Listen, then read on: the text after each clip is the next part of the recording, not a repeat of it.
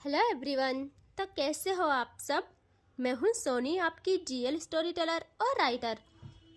बिना किसी देरी के आएंगे सीधा स्टोरी पे। आशिकी एक जुनून का पार्ट 47। पिछले पार्ट से सीधे आगे चलेंगे। ओके, हमें दिखाते हैं सौम्या के मेंशन में, जहाँ पार्टी चल रही थी। शहर के बड़े से बड़े बिजनेस टाइकून वहाँ आए थे और उन सब में सबसे ज़्यादा पावरफुल शख्स थी सौम्या। आंखों में तेज रॉयल ऑरा और चेहरे पे घमंडी मुस्कान। जो भी उससे मिलता तो उनकी जबान लड़खड़ा जाती, क्योंकि सबको पता था ये इंसान किसी से दोस्ती कम और हुकूमत ज़्यादा रखती है। और जिसका भी ध्यान सौम्या पे जाता है और रिधि पे जाता है तो उनकी नज़र ना वहीं रह जाती है। सौम्या बहुत ही हक से रिधि का हाथ होल्ड किए खड़ी थी। लोगों की गॉसिप अलग हो रही थी। जो भी इन्हें देखता कहता कि oh my God, look at her. सिर्फ रिधि पे। हाँ, आज पहली बार सौम्या के साथ किसी को देखा था सबने। उन्होंने अपनी क्वीन का ओहदा दिया था किसी को। बहुत बड़ी बात थी। बड़ी से बड़ी हस्ती ये वाली जगह पाने के लिए न जाने क्या क्या करती थी। उनके बेड तक सजाती थी, लेकिन सौम्या वो तो किसी से सीधे मुंह बात तक नहीं करती थी। सबसे खेल कर चली जाती थी। और ये पार्टी ये तो पहली बार रखी गई थी सौम्या के द्वारा। कुछ तो स्पेशल बात होगी, सब यही सोच रहे थे। वरना सौम्या किसी से बात करे या ये समझो किसी को अपनी नजरों के सामने कुछ पल बर्दाश्त करे, बहुत बड़ी बात थी। सब यही बोल रहे थे कि आज देखो उनका अंदाज बहुत ही अलग लग रहा है। सबसे बात कर रही है, हैंडशेक कर रही है। भाई क्या हो गया है। और वो लड़की, ओह माय गॉड, क्या लग रही है। सौम्या पहली बार किसी का हाथ थामे दिखी है, वरना बड़ी बड़ी हस्ती को तक वो बेड में लाने से भी इनकार कर दे। और आज पहली बार किसी को ये हक मिला है। उनकी क्वीन होने का ऑरा आम तो नहीं हो सकती है वो लड़की। उनको ना इस चीज़ से जेलसी भी फील हो रही थी। वो सब रिधि को कह रहे थे कि देखो ना, उनकी आंखों में भी रॉयलपना झलक रहा है। वो आम तो नहीं हो सकती है, बिल्कुल नहीं। रिधि का लुक ही ऐसा था यार, कोई उसे देखता था बस देखता ही रह जाता। और दोनों आज साथ में थे तो कयामत आ रही थी सबके दिलों पे। उनका ऑरा ही कुछ अलग लग रहा था। यहाँ सौम्या अच्छे से सबसे मिल रही थी, पता नहीं कैसे, वरना वो बहुत अजीब थी, बहुत ज़्यादा। और यहाँ रिधि वो तो बस यही सोच रही थी कि कैसे कैसे मैं इसको ना इसकी हरकतों की सजा दूँ। अब सौम्या सबको कहती कि 1 सेकेंड हम, और वो वहाँ से रिधि को ले आती है अलग। और रिधि कहती है हो गया तुम्हारा ड्रामा, अब मुझे रूम में जाना है, मुझे यहाँ नहीं रहना, मुझे यहाँ घुटन हो रही है। सौम्या वहाँ से एक गिलास लेती है और वाइन, और उससे पीती है और देखती है रिधि को और कहती है अरे अभी अभी बहुत जल्दी है तुम्हें पिंजरे में कैद होने की। अभी तो तुमने ये भी नहीं सुना कि ये पार्टी रखी किस लिए गई है। और अभी सेलिब्रेशन भी बनता है, केक कट तुम्हारे ही हाथों होगा यार, और सबसे ज़्यादा खुश तुम ही होगी। I know very well. Ridhi कहते जो करना है करो, समझे, मुझे कोई मतलब नहीं है। शर्त के हिसाब से मैं यहाँ आ गई, बस इनफ। अब ज़्यादा ना उड़ो मत। और अगर मुझे और यहाँ रखना चाहते हो तो मुझे यूँ अपने साथ ही मत रखो। सौम्या कहती है ओके ठीक है, तुम इंजॉय कर सकती हो, वैसे भी ये दिन तुम्हारा है, सिर्फ तुम्हारा। और वो रिधि का हाथ छोड़ देती है और धीरे धीरे अपने कदम बैक ले जाती है और अगेन आ जाती है सबके साथ। हल्का म्यूजिक ऑन था और वह सबसे बात करने लगती है। यार रिधि शॉक्ड कि अरे मेरा कहा इतनी जल्दी मान गई, हुई बस एक बात पे, कुछ तो बात है, वरना ये ऐसा कभी ना करे। और जैसे रिधि को सब अकेला देखते हैं, उसके पास लोग आना स्टार्ट हो जाते हैं। लोग आ जाते हैं, उससे मिलते हैं, बट रिधि तो सौम्या से ज़्यादा थी। वो किसी से हैंड से तो दूर की बात है, किसी पे एक नज़र देखती भी नहीं। और ना सबको अजीब लुक देती कि व्हाट, यहाँ सब सॉफ्ट कि भाई ये परफेक्ट है उस जंगली के लिए। और रिधि आती है अब गेट की तरफ और वहाँ से बाहर निकलना चाहती थी वो, लेकिन डोर पे एकदम गार्ड्स खड़े हो जाते हैं और कहते मैम आपको बाहर जाने की इजाज़त नहीं है। रिधि कहती आर यू मेट, तुम्हें पता भी है तुम किसको रोक रहे हो। मैं तुम्हारा मुंह तोड़ दूंगी, और उसका भी जिसने तुम्हें ये ऑर्डर दिया है। यहाँ वो नजरें झुका के कहते हैं, मैम अब कुछ भी करें बट हमें इजाज़त नहीं है, सो प्लीज़। रिधि गहरी सांस लेती है और आगे अंदर आ जाती है। उसे बहुत गुस्सा आता है और सौम्या की मुस्कान ना उसे खा रही थी। सौम्या के चेहरे की मुस्कान रिधि का दिल जला रही थी। और वो भी ना जल्दी से वाइन के पास आती है और भाई शॉर्ट्स पे शॉर्ट्स माना करते हैं स्टार्ट। उसकी हर एक हरकत को सौम्या नोटिस कर रही थी। और रिधि जब 4 शॉट्स कंप्लीट करती है, उसके अंदर जो रिधि उसने शायद अभी तक छुपा रखी थी वो जाग जाती है। वो अपना थंब अपने माथे पे फेरती है और दूसरे ही पल देखती है सामने वहाँ एक लड़का था, एक बिजनेस टाइकॉन का बेटा, जो उसे ही देखे जा रहा था। जो भी रिधि को देखता था वो कायल हो जाता था यार उसका, जो रिधि को बस देखे जा रहा था।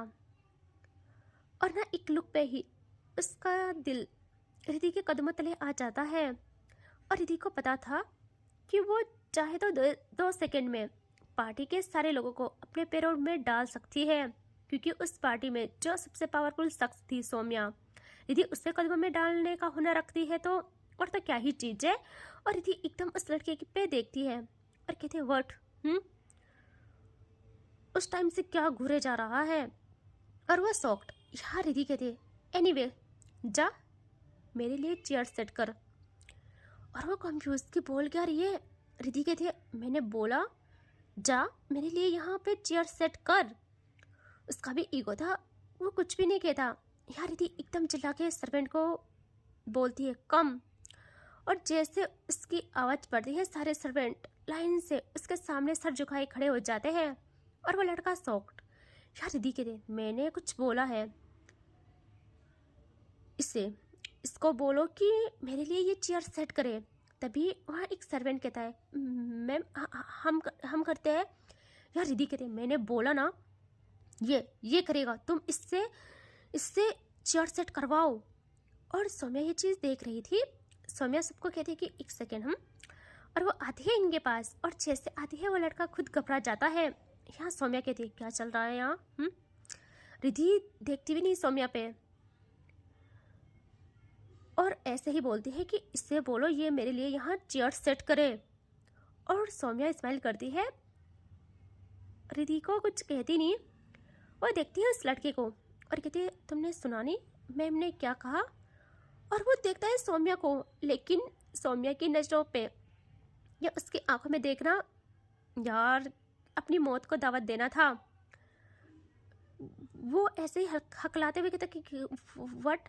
यहाँ सौम्या कहती है मुझे दोबारा रिपीट करने की आदत नहीं है, तुमने सुना नहीं मैम ने क्या कहा, चेयर सेट कर अभी के अभी।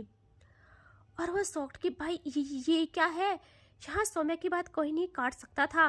वो एक बार बोलती थी दोबारा रिपीट नहीं करती थी। और वह लड़का जल्दी से चेयर लाता है और रिधि के लिए सेट करता है। और अब रिधि उस चेयर में बैठ जाती है लाइक अ क्वीन। और सौम्या वहाँ से चली जाती है मुस्कुराते हुए। और अब रिधि के ईगो पे बन आई थी कि इसने मेरी बात नहीं मानी। वो लड़का वहाँ से जाने वाला था कि यार रिधि कहते एक कदम यहाँ से मत बढ़ाना, अब जो यहाँ आएगा इस जगह तुम सबके लिए चेयर सेट करोगे। और भाई वो ना कांपने लग जाता है। वो कहते but why, I am sorry, मैंने आपकी बात नहीं मानी। बट रिधि कहती है अगर तुम गए यहाँ से तुम सोच भी नहीं सकते मैं तुम्हारा क्या हाल करूँगी, तुम्हारी क्या वैल्यू रखूँगी इस पार्टी में सबके सामने। यार वो तो ना डर जाता है। उसने सुना तो था कि सौम्या सन की है, उसके घर में कोई भी नहीं चाहता, सब उसे जंगल कहते हैं उसके घर को। उसके घर में भी वैसे ही वाइब्स आ रही थी। बट अब उसे कंफर्म हो गया था कि सौम्या के साथ साथ रिधि भी सेम है। और वो वहीं खड़ा रह जाता है। यहाँ जैसे लोग रिधि को देखते हैं उससे बात करने के लिए हर कोई मरा जा रहा था। और सौम्या जो किसी की कुछ नहीं सुनती थी, किसी को पल भर नहीं देखती थी, वो रिधि का हुक्म मान रही थी, उसको लाइक अ क्वीन ट्रीट कर रही थी। सब पहले से एक नज़र में रिधि के कायल बन गए थे। अब तक क्या ही बात करूं, लड़के तो लड़के लड़कियां भी उसकी अटेंशन पाने के लिए मरे जा रहे थे। कुछ टाइम के बाद रिधि को अचानक पता नहीं क्या होता है, वो कुछ सोचती है और ना अब ना वो एक शॉट मारती है एंड उसके बाद सबसे अच्छे से बात करने लगती है, बहुत अच्छे से यार, उस लड़के से भी। और वो कहते हैं ये पागल है। सौम्या ना सब नोटिस कर रही थी। रिधि सबसे अच्छे से बात करती है, उसकी बात करने की स्किल, शब्दों का चुनाव ऐसा कि हर कोई उसमें खो गया था। और पता नहीं उसने क्या चाल चली, सौम्या की कुछ बातें पता कर डाली कि वो कैसे खेलती है सबसे। लड़कियां उसके लिए सिर्फ खेल है, खिलौना है, और ये भी कि उसको सब शैतान कहते हैं। लोग सब भूल गए थे रिधि की अटेंशन की खातिर, और उसकी बातें ऐसी कि वो बातों ही बातों में कईयों को वहीं सौम्या के खिलाफ कर डालती है। बट वो भूल गई थी वो कहाँ है, ये पार्टी किसकी है, यहाँ किसका राज चलता है, किससे पंगा ले रही है। वो सौम्या को जलाने के लिए वो सौम्या के खिलाफ चाल चलने लगती है। भाई यही यही तो नहीं करना था। पूरा प्लान उसके माइंड में था कि किस तरीके से उसे सौम्या को जलील करना है, कैसे वो यहाँ से निकले, ये भी क्योंकि उसे सिर्फ सौम्या का गुरूर तोड़ना था, जो उसकी और सौम्या की शर्त थी। उसके चलते यहाँ सौम्या आती है रिधि के पास, और जैसे वो वहाँ आती है, जो लोग वहाँ थे उनकी हिम्मत नहीं बनती यार सौम्या के सामने चेयर में बैठने की। सौम्या को देखते ही सब अपनी औकात पे आ जाते हैं और जल्दी से उठ जाते हैं और अपनी नजरें झुका लेते हैं। और रिधि वो सौम्या पे देखती तक नहीं यार, बल्कि एक और शॉट मारती है। यहाँ सौम्या गहरी सांस लेती है और रिधि को देख के कहती है, नदियाँ रास्ते बदल लेते हैं, झीलों के पानी बदल जाते हैं, तेरे बोलने भर से लफ्जों के माने बदल जाते हैं, तेरे आसपास ही मंडराते हैं किरदार कहानी के, दिन में खिल उठते हैं फूल रात रानी के, करीने से त्रासी कोई चीज लगती हो, तू बात ना करे तो बदतमीज लगती हो, तुझे हर खेल आते हैं सियासत के, मालिक नौकर बना रखे हैं तूने रियासत के, जमा जमाया खेल लगती है मदारी का, हुनर आंखों को सिखा रखा है मक्कारी का। और उसकी बातों से रिधि एकदम गुस्से भरी निगाहों से देखती है सौम्या को, और सौम्या एकदम उसका हाथ पकड़ती है टाइट और कहती है, कम कम मेरी जान, इस पार्टी को फाइनल टच देना है मुझे। और वह रिधि का हाथ पकड़ के उसे उठा लेती है, और यहाँ सौम्या रिधि का हाथ पकड़े जैसे जैसे उसे वहाँ से ले जाती है। दूसरे ही पल सौम्या के सारे गार्ड्स इतनी सफाई से उन लोगों को जो रिधि के आसपास थे उनको वहाँ से गायब कराते हैं कि क्या बोलूँ, उनकी सांसें बंद होने वाली थी सीधे अब। और सौम्या रिधि को आगे तक लाते लाते कहती है, जान, शेर के चुंगल से बचने के लिए जिन गीदड़ों का सहारा ले रही थी, अब उनकी जान देखो बेचारों की तुम्हारी वजह से जाएगी। अब सोच, मुझे इतने बड़े बिजनेस टाइकॉन के होते हुए भी सब बेवकूफ़ निकले, सब बेवकूफ़ निकले। हाँ, मेरी तरह मैं भी तो तुम्हारी आंखों की मक्कारी नहीं देख पाई। सारे खेल आते हैं तुम्हें सियासत के, लेकिन तुमने भूल कर डाली है। जिनकी औकात मेरे सामने नजरें उठाने की नहीं है, उनको तुमने मेरे खिलाफ कर डाला। अब उनकी हाल ऐसा करूंगी कि मौत के लिए भी तरसेंगे वो लोग, और पता चलेगा उन्हें किसके खिलाफ उनकी जबान चली है। रिधि का दिमाग खराब हो जाता है, वो बहुत कंट्रोल करती है खुद को। और यहाँ सौम्या आ जाती है सबके फ्रंट में विद रिधि, और वहाँ बड़ा सा केक रखा था। सौम्या कहती है, फाइनली अब वो टाइम आ गया है जिसका सबको इंतजार था, केक कटिंग का, जो ना मिस रिधि के हाथों से होगा, सो प्लीज। और वो रिधि के हाथ में गुस्से में नाइफ रखती है एंड केक कट करवाती है, और सब तालियां बजाते हैं। यहाँ कोई कहता है, मिस सौम्या, आपने इनसे मिलाया नहीं हमें, इतना तो जानते हैं ये सबसे खास है आपकी, वरना शेर के साथ कोई दिखे नामुमकिन है। शेर के साथ तो सिर्फ शेरनी ही जचती है, ये अधिकार सिर्फ शेरनी के पास ही होता है। सौम्या स्माइल करती है और कहती है, सही समझे, आपको ही नहीं, इनको मैं सबसे मिलाती हूँ। So attention everyone. और सब देखते हैं सौम्या को। सौम्या कहती है, meet her, my queen, one and only Ridhi. और सब बस देखते रह जाते हैं, और रिद्धि देखते हैं सौम्या को कि इससे क्या हुआ। और अब सौम्या कहते हैं धीरे से केक टेस्ट करो ना। और वो थोड़ा सा निकाल के रिद्धि को खिलाती है।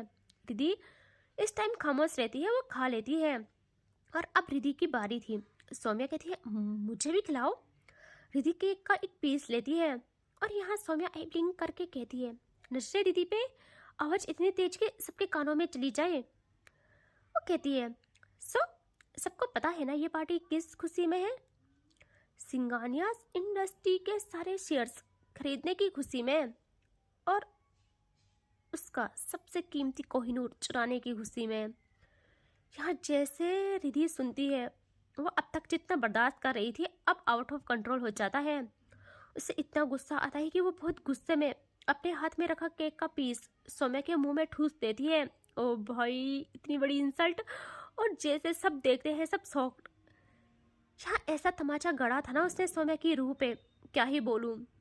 और रिद्धि गुस्से में चिल्ला के उस केक को वहां से फेंक डालती है, लाइक पूरा बिखेर डालती है जमीन पे। और अब देखती है वो अगेन सौम्या को, जिसकी आंखों में आग उतर गई थी। और रिद्धि रफली उसका कॉलर ग्रैब करती है सबके सामने यार। और सब शॉक्ड भाई। अब कहती है वो तुम्हें भी जितना बर्दाश्त कर रही हूँ तुम उतना ही और होती जा रही हो। और वो पूरी एनर्जी के साथ हवा को चीरते हुए थप्पड़ जलने को होती है सौम्या को कि वो हाथ बस सौम्या के गालों तक पहुंचता। सौम्या एकदम उसका हाथ रोक लेती है गुस्से में। और उसकी ग्रिप में बिल्कुल रहम नहीं था। और सौम्या दूसरे हाथ से अपना मुंह साफ करती है और रिद्धि का हाथ टाइट पकड़ के वहां से ले जाने लगती है गुस्से में। और रिद्धि वो बिल्कुल नहीं जाना चाहती थी उसके साथ। उसके ना कदम रुक जाते हैं और सौम्या भी रुक जाती है और देखती है रिद्धि को गुस्से में। रिद्धि अपने हील्स फेंक रही थी और सौम्या एकदम झुक के पहले उसके हील्स उठाती है और दूसरे ही पल रिद्धि को समझती सौम्या एकदम उसे अपनी गोदी में उठा डालती है। और रिद्धि के हाथ सौम्या की नेक में पड़ जाते हैं। और भाई विलन जैसे अपनी किलर क्वीन को कंट्रोल करता है ना, ये बिल्कुल वही सीन था। सौम्या के हाथों में रिद्धि की हील्स थी और उसने रिद्धि को गोदी में उठाया था, आंखों में गुस्सा इतना कि क्या ही बोलूं। और सौम्या उसे सीढ़ियों से ऊपर ले जाने लगती है और सबके मुंह खुले के खुले रह जाते हैं। यहाँ सबके मन में यही डर कि अब रिद्धि का क्या हाल होगा, वो रिद्धि के साथ क्या करेगी। क्योंकि सबको पता था उसका नेचर, किसकी पार्टी किसका क्या यार। सब वहां से भागना स्टार्ट करते हैं, समझते हैं कि अगर उसका दिमाग घूमा तो वो कहीं रिद्धि का गुस्सा उन पे न उतारे। और ये सच भी था। सौम्या अपनी फ्रस्ट्रेशन, अपना गुस्सा कमजोर लोगों पे और सियासती लोगों पे, हर किसी पे उतारती थी। हर कोई उसका खौफ अपने दिल में लिए जिंदा था। और सौम्या रिद्धि को वैसे ही गोदी में उठाए रूम तक ले आती है और गुस्से में डोर बंद करके रिद्धि को बेड में डाल देती है। और रिद्धि कहती है क्यों, अच्छा लगा तमाचा मुंह पे? बहुत शौक है ना बेइज्जती करवाने का, जितना मेरी करोगी उतनी तुम्हें भी मिलेगी। लग गई आग, हाँ आ गई अपने असली रूप पे। और वो कुछ और कहती है। हाँ सौम्या रखती है अपनी बेल्ट पे हाथ। ओ भाई, मतलब करना क्या चाहती हो? प्रिंसेस ट्रीटमेंट देना चाहती हो क्या? और वो उसे खोलते खोलते कहती है जिन लोगों की इतनी हैसियत नहीं वो मेरे तक नज़र उठा के बात करें, आज उनके सामने तुमने मुझ पे हाथ उठाने की कोशिश की। और वो उसे पूरा रिमूव कर डालती है और बस अपने हाथ में लपेटने लगती है। उसका एक सिरा, आंखों में पूरा गुस्सा था, तूफान था। और रिद्धि कहती है सच में ऐसे मत बनो जिससे मुझे तुमसे नफरत हो जाए कि तुम सुधर भी गए तो मैं तुम्हें अपने दिल में जगह न दूं। सौम्या रिद्धि को प्रिंसेस ट्रीटमेंट देने ही वाली थी कि पता नहीं उसके हाथ हवा में ही रह जाते हैं। और सौम्या को खुद पे इस बात का गुस्सा आता है कि वो कुछ कर क्यों नहीं रही है। और वो बहुत जोरों से दीवार पे हाथ मारती है अपना कि मैं क्या करूँ क्या करूँ। एंड फिर दूसरे ही पल वो एकदम बेड में आ जाती है और रिद्धि शॉक्ड। रिद्धि को ना उसकी आंखों में दिख जाता है कि वो क्या करना चाहती है। यहाँ रिद्धि कुछ कहती, सौम्या एकदम रिद्धि का पैर पकड़ती है और उससे अपनी तरफ खींचती है रफली। और रिधि कहती है व्हाट, सोचना भी मत कुछ करने की, वरना मैं यहाँ। सौम्या बिल्कुल नहीं सुनती, एकदम ऊपर आके अपने हाथ को एक नेक पे रखती है और दूसरे कमर पे उसके, और आंखों में तपिश। रिधि उसका कॉलर ग्रैब करती है और उसे पूरी एनर्जी के साथ हटाने की कोशिश करती है, बट नहीं, बिल्कुल नहीं कर पाती यार। वो ऐसे ही अपने हाथ पे दबाव बनाते हुए होठों के पास आती है और कहती है मैं कुछ भी कर सकती हूँ, कुछ भी, हिम्मत है तो रोक के दिखा। और आज पूरे 5 साल बाद वो उसी जहर को चखती है जो उसकी रूह में दोबारा अपना घर बनाने वाला था। वो उसके होठों पे आ जाती है, उनसे रिधि का बदला लेती है।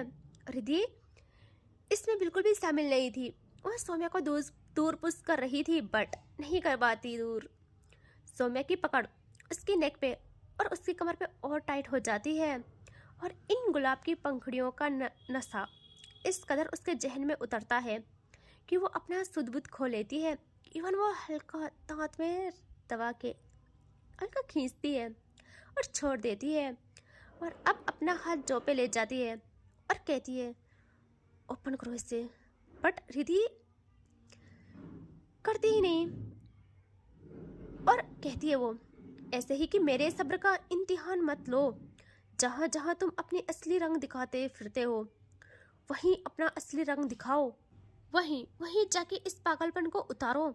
मैं उनमें से नहीं हूँ जो ये सहन करे और तुम्हारे इशारों पे नाचे। सौम्या कहती है आई नो, तुम उनमें से नहीं हो, तुम पता कैसी लड़की हो।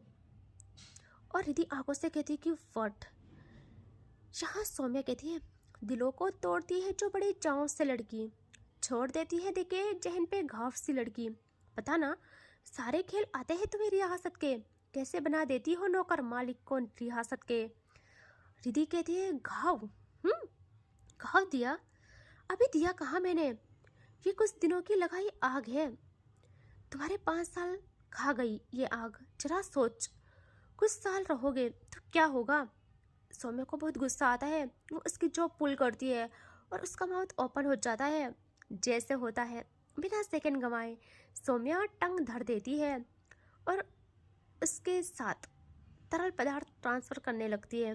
इतना रफ था ना, इतना रफ था, मैं क्या बोलूँ। रिधि ना बस अपनी ही आग में जल रही थी। रिधि अब उसको स्लेप करना स्टार्ट करती है, बट सौम्या को कोई फर्क नहीं पड़ता। वो अब इस काम को कंटिन्यू रखते हुए एक हाथ से चट्टानों पे दबाव बनाने लगती है, और इस कदर की रिधि के हाथ थक जाते हैं उससे मारते मारते।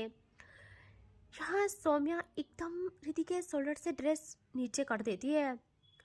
सेकंड के हिसाब से कुछ पलों के लिए देखती है और देखती रह जाती है, और दूसरे ही पल प्रोटीन लेने के लिए बस खुद को वहाँ रखती। अचानक पता नहीं उससे क्या होता है, वो देखती है रिधि को जिसकी आंखों में इतनी घृणा भर गई थी कि ये सौम्या के हाथ कांपने लगते हैं जब वो रिधि की आंखों में ऐसा देखती है खुद के लिए, और कहती है क्या हुआ, अच्छा नहीं लग रहा तुम्हें? ये हम पहली बार तो नहीं कर रहे यार। रिधि, मेरे अलावा तुम्हारे जहन में तक कोई आया, सोच तक कोई आया तो तुम ये मत समझना मैं खुद को रोक लूँगी। पहले प्यार था मुझे, मैं चली गई तबाही के डर से कि तुम तबाह ना हो जाओ, लेकिन अब मुझ पे प्यार नहीं हुकूमत राज करती है, और तुम ये भली भांति जानती हो मैं कैसी हूँ। रिधि अगेन उसे खुद से दूर धक्का देती है। इस बार सौम्या भी नहीं रोकती, वो भी हट जाती है। यार रिधि को इतना गुस्सा आता है ना कि वो उससे मुंह मोड़ लेती है, और ये मुंह मोड़ना ना बहुत गंदा वाला था यार। लाइक होता ना कि जितनी बच्ची कुची थोड़ा सा है मेरे दिल में तुम उससे भी मिटा रही हो, लाइक ऐसा। और सौम्या का दिमाग खराब, वो एकदम वहाँ से उठ के बाहर आ जाती है और डोर रफली बंद करती है। और इसके आगे देखेंगे नेक्स्ट पार्ट में, ठीक है। Take care, bye bye.